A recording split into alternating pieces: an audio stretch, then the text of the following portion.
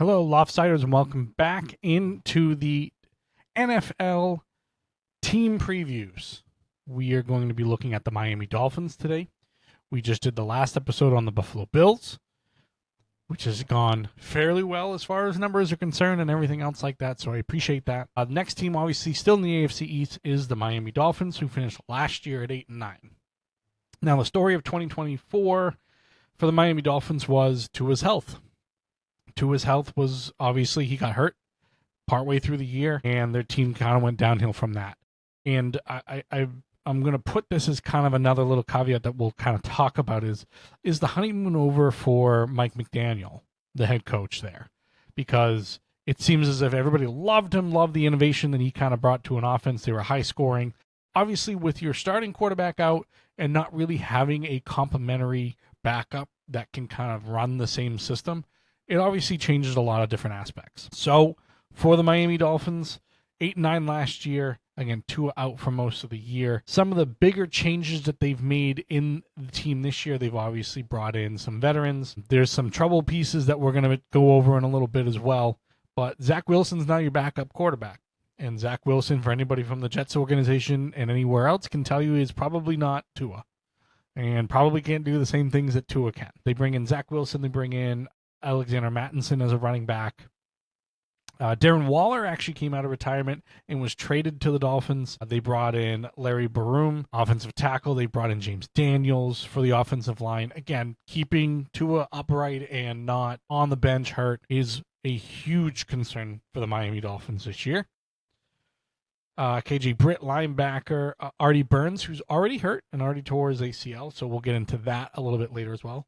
They bring back Minkah Fitzpatrick from the Steelers in a trade. Some early draft picks are Kenneth Grant, and then I'm going to play it, and hopefully you can hear it, but let's find out. Jonas Savania, who is their second-round pick out of Arizona, guard. Kenneth Grant came out of Michigan. Some losses on that side. The losses for the Miami Dolphins look like this. Tyler Huntley, who had started a few games, kind of looked like he might have been in the Tua mold, didn't obviously pan out very well. Raheem Mostert is gone. Jonnu Smith was part of that trade to get Minkah Fitzpatrick back. And they lost Robert Jones, Kendall Lamb. They lost on the offensive line. They lost Jalen Ramsey, who also was part of that trade to bring in Darren Waller. Not Darren Waller, I'm sorry. Was the trade that's kind of went for Minkah Fitzpatrick. Kendall Fuller, they waived, who was the other starting. So both starting cornerbacks gone off of this team. Javon Holland and Jordan Poyer are also gone from that secondary. So this team has almost a brand new secondary coming in. There's a whole lot of questions with the secondary. So who's going to take over the starting roles? Like I mentioned, they traded Jalen Ramsey. They waived Kendall Fuller. The guys that they have on the roster, Cam Smith, Jason Marshall Jr., Artie Burns, Kendall Sheffield. They have some undrafted free agents they've had on the roster. Storm Duck. Great name. Storm Duck is a great name. Ethan Bonner and Isaiah Johnson were other options as well. Artie Burns, like I said, tore an ACL. He's out for the year.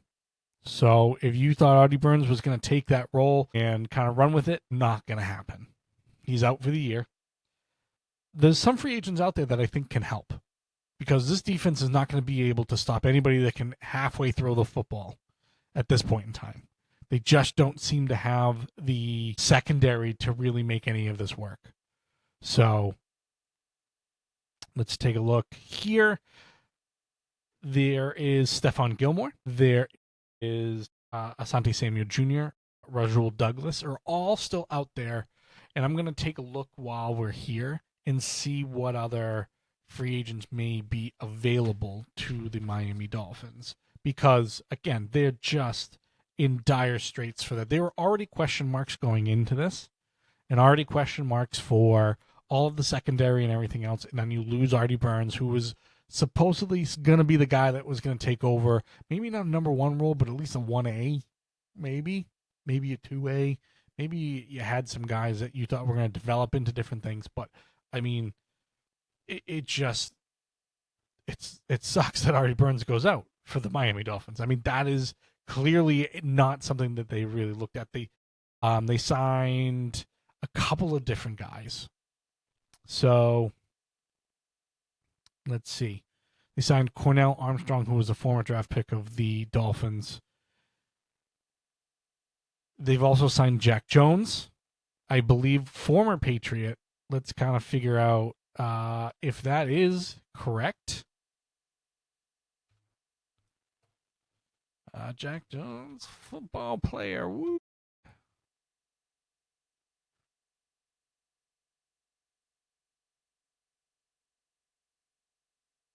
Yeah, so Jack Jones looks like it's probably going to be, he's a former Patriot. He's the one that they traded to the Raiders after his second year or something like that. He just had an attitude problem or whatever the case may be.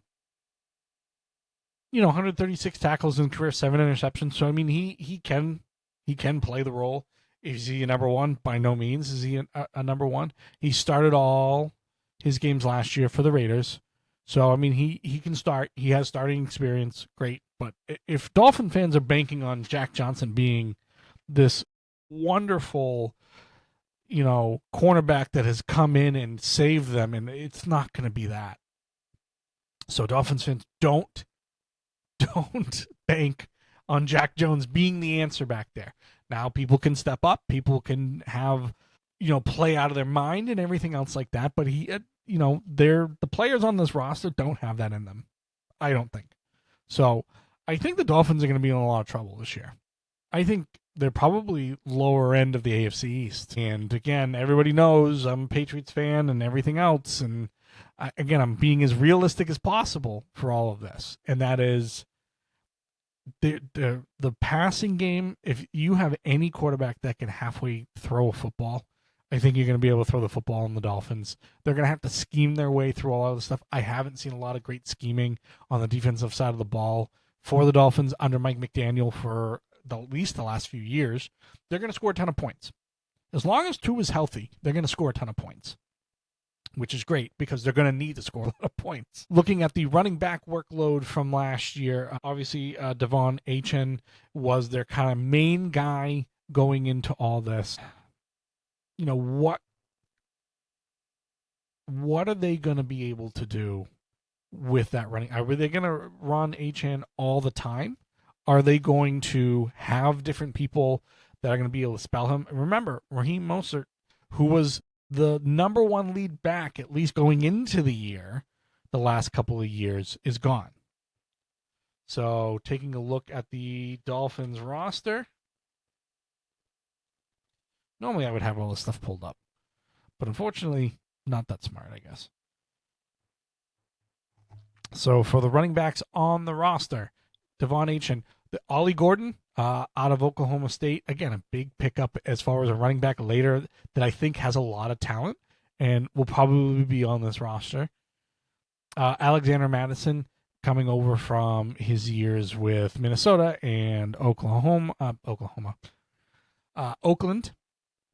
Nate Noel, another kind of undrafted free agent. Jalen Wright, who is out of Tennessee at least for the last couple of years. So, I mean, I think you're looking at Madison, Gordon, Chin, and Wright are probably going to be your running backs. It doesn't scream running back by committee. I think Chin is probably going to be the number one guy. And again, he can catch the ball out of the backfield. He can do all those different things. He's an explosive running back that is going to get the majority of the touches. Madison, as of right now, is probably your number two. And he's a more big guy that can, he's a couple inches taller. I mean, Achane's 5'9", something like that. A little bit smaller running back. So can he take the punishment as a number one? Madison's that 5'11", 220 guy that's going to run through people. And he's going to look for contact. So that's kind of that aspect of the running game and everything else like that. The other thing with Miami is they don't really have a great identity outside of Tua. They don't. I mean, Tua, if you're banking on him to stay healthy, play 17 games, get you in the playoffs, play all those games. Again, the roster isn't out of this mind with talent. They still have Tyreek Hill. They still have Achane, like I mentioned. This offense is going to score points. Jalen Waddle is still here. But they were a high-powered phenomenon the first 2 years of Mike McDaniel's, tenure. Big plays, big points, all that different stuff. And then since then, they've had problems with Tyreek Hill. They traded Jonnu Smith. They're banking on a guy that has, wanted to retire, and Darren Waller. It's just and then, now we're talking about an offensive line that had Teron Armstead, who retired. Patrick Paul, who was the 2024 second round pick, is set to replace him, but he didn't have a great year last year. James Daniels, like I mentioned, comes in. They still have Liam Eckenberg. I mean, they're not household names on this offensive line. Now, sometimes that's a good thing because you don't really know what to expect from them. But as we've seen with other teams, and up close and personal for myself with my team, is there are a big difference between good offensive linemen, great offensive linemen, and average offensive linemen. If you can get away with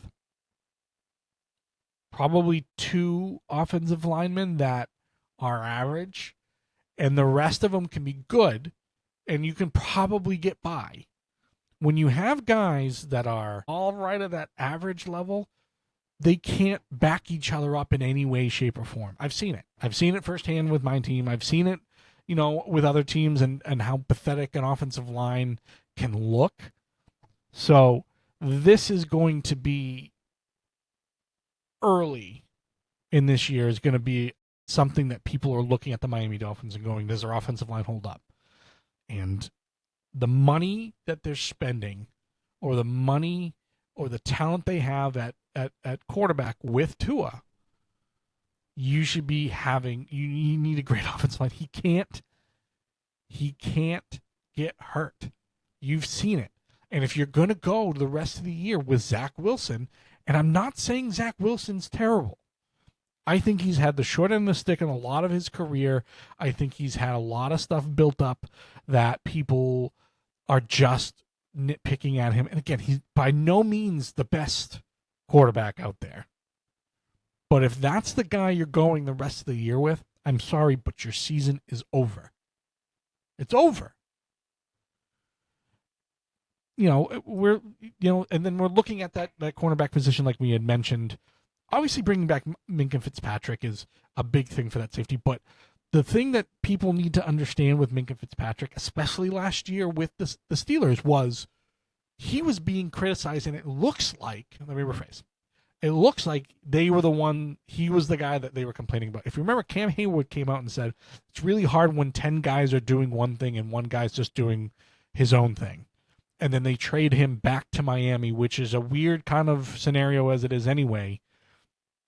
Granted, they got Jalen Ramsey and they got Jonnu Smith and everything else like that. But it looks like Minkah Fitzpatrick was the guy that was the problem of that Steelers defense. So that's looming over his head, and it's never been really confirmed if that's true. So I'm going to go on my hunch and say it was him. And now you have him back in this fold. Does that mean that that's what's going to happen? Jason Marshall Jr. was a draft pick this year out of Florida. If he's going to step up, but again, we're talking about the end of the draft type stuff, right? Looking at their draft picks here. Like I said, Kenneth Grant, the defensive tackle out of Michigan. They needed a defensive tackle. They were able to get him 13th overall. I like that pick. Obviously, offensive line help with Savania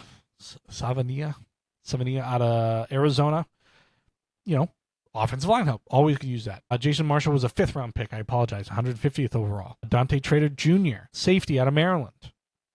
And then they pick up guys like Quinn Ewers, quarterback, 7th round. The quarterback out of Texas. I actually like Quinn Ewers. I thought he played really well at Texas. I didn't think he was bothered by the fact there was a Manning sitting behind him. They obviously put him back in when he came back from injury. Plays in a very tough division in college football. Why can't he develop into a quality backup? Now, is he, again, not the same player as Tua? So if you're basing your offense based upon what Tua can do, and now you're back to Quinn, and then you're talking about Zach Wilson, three completely different quarterbacks. So how much time are you spending with these backups developing an offense for them? There's just a lot of questions to this. And it's not as if there are other teams in the division that don't have equally as many questions. The only team that doesn't is the Buffalo Bills. So I think Buffalo is clearly going to take the AFC East, as they should. And I think it's a battle between second, third, and fourth. It's going to come down to who makes less mistakes. And the Dolphins have a lot of areas that are question marks, that could make mistakes, that could do all these different things. So what's going to happen with all that? I had mentioned earlier that I think the people in Miami are sick of Mike McDaniel and sick of all that stuff. I mean, they had a huge payroll spent on offense, able to score. He looked like an offensive genius. He was able to get the best out of players and take in players that had issues on the field, off the field, whatever the case may be, and make them look really good again. I mean, Tyreek Hill came to this team because of a trade with the Chiefs, and they paid him. They did all these different things, and it seems like he's slowed down. His off the field antics have kind of caught up with him a little bit with different things. I mean, he was 9-8 in 2022. 2023, 11-6. Last year, 8-9. I think he's got a short leash this year, especially for what they're paying for players and everything else like that. I think things have kind of gone against him a little bit, injuries and stuff like that. You bring in, like I've always mentioned, Artie Burns, and Artie Burns, I don't think he was a game changer. I think he could be reliable as a starting corner, and now he's gone. Your secondary and everything else like that, you've spent your money so much in other places that you're going to struggle to find replacements and everything else. And we all know injuries happen. It is exactly as the NFL should be. Injuries happen, and you got to deal with them. But we're seeing a lot of these top-heavy teams that pay a lot of money to quarterback, wide receiver, offense, and stuff like that. Everybody who's watching this is just seeing me itch my eye. But, that's they made the playoffs the last 2 years. They lost to the Buffalo Bills in the AFC wildcard game in 2022, 2023. They lost to the Kansas City Chiefs. Obviously didn't make the playoffs last year at 8-9. But what is this team's identity? Is it just Tua and his health? Is it going to be Devon Achane and the running game? And they're going to carry most of it? I don't think it's going to be the defense. The defensive line, I think, has the ability to be game changers. But if any quarterback gets any time and has, like I said, half the talent of most of the quarterbacks getting halfway through a football, that secondary is in trouble. So this offense has got to put up 30 to 35 points a game. I'll go 28 to 35 points a game. Other than that, I think you're going to let up a lot of points. And, all these things have, obviously players are going to be different. They're going to either step up. They're going to, players in contract years play out of their mind and everything else like that. So I don't know all of those facts as far as the Miami Dolphins. Maybe a Dolphins fan, loftsidebanter@gmail.com. You want to criticize what I'm saying about your team? Fine. But it's loftsidebanter, BANTR, @gmail.com. Let me know. I want to know what Miami fans think about Mike McDaniel right now, because I think the honeymoon's over. I think we're going to have a lot of fans turn very quickly if this team starts slow. With Tua hopefully healthy. Who knows if it gets through the preseason? Those are the kind of things that you're looking at and going, all right, well, if Tua can make it, hi, kitty. That. Devon Achane caught 78 passes last year. I mean, he's your offense.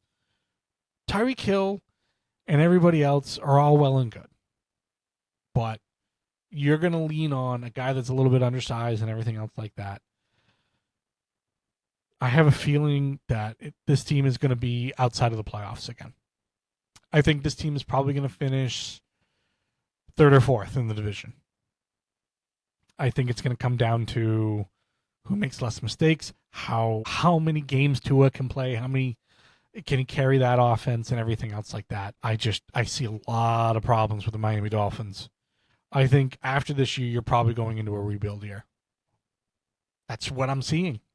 I don't see the talent in the skill positions and everything else that you need to overtake some teams. And again, if it comes down to the Patriots or it comes down to the Jets, whatever the case may be, I think they're going to struggle.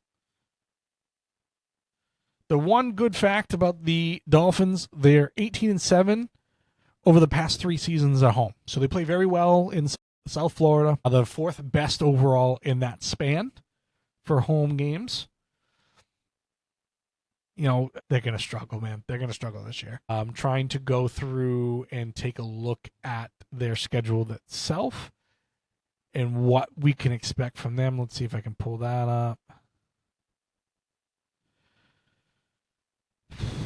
I think there's a ton of holes on this roster. The quarterback, health-wise, offensive line, can they keep them upright?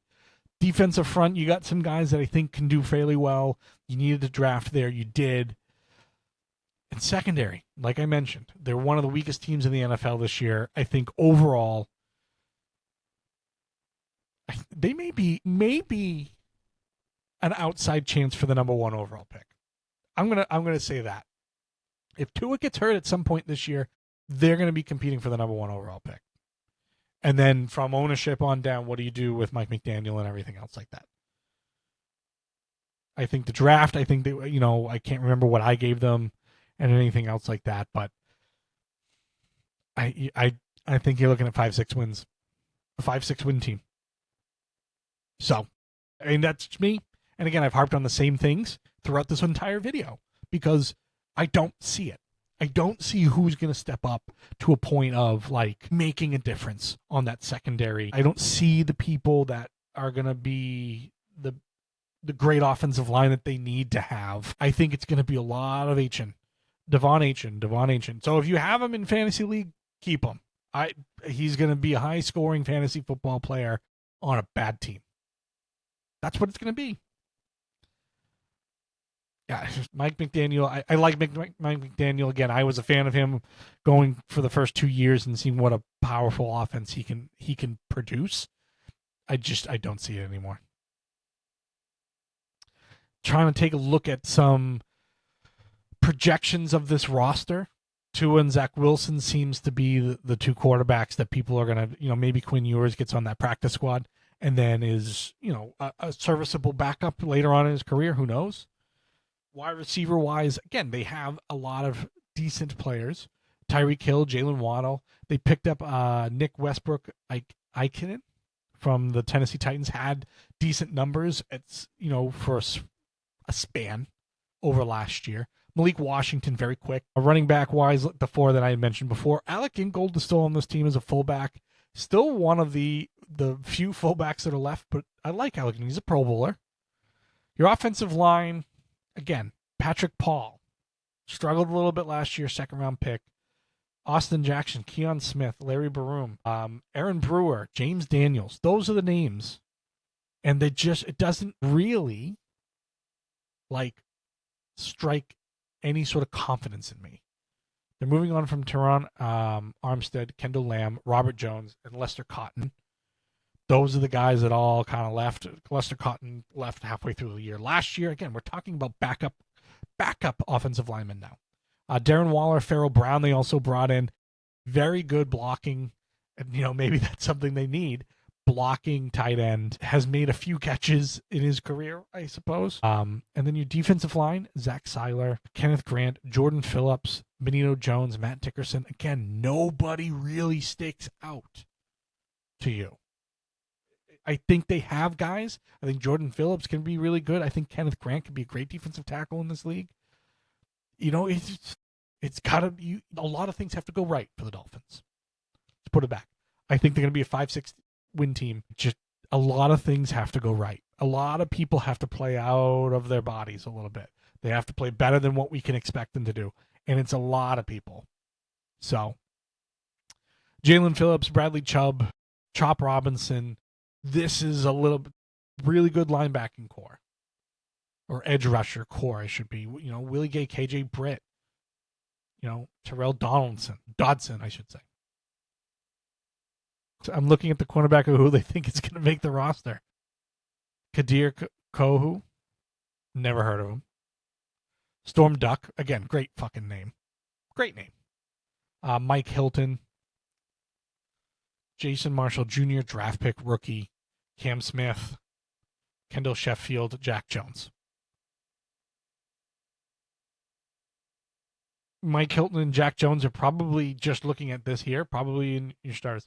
Ethan Bonner, BJ Adams, Isaiah Johnson, as I mentioned before, all undrafted free agents, and Quinnell Armstrong are all in the mix to make the roster. Who plays better than who? But, again, 5-6 win team, Miami Dolphins. I'm sorry to say, they've had kind of that window. I think the window is pretty much closed at this point. I think they're going to be in a lot of trouble this year. And that's just me. And again, for a lot of these professionals and everything else like that, I still take the stance of sitting here in this loft and giving you my opinion and understanding that I hope I'm wrong. I hope I am. Except when it comes to playing the New England Patriots. What can you do? I mean, they've spent the money. The offense has to score 28 to 35 points a game to even have a shot. But I think it's a 5-6 win team. But next will be the New York Jets. The New York Jets have equally as number of questions, I think, as the Miami Dolphins. And then we'll do the New England Patriots after that, which I can also tell you that I'm going to spend a little bit more time on because I obviously know a little bit more. They have a lot of questions as well. So visit us at www.loftsidebanter.com. Please like and subscribe at Podbean, iHeartRadio, Apple Podcast, YouTube, any one of those places that you get podcasts. Go out and do that.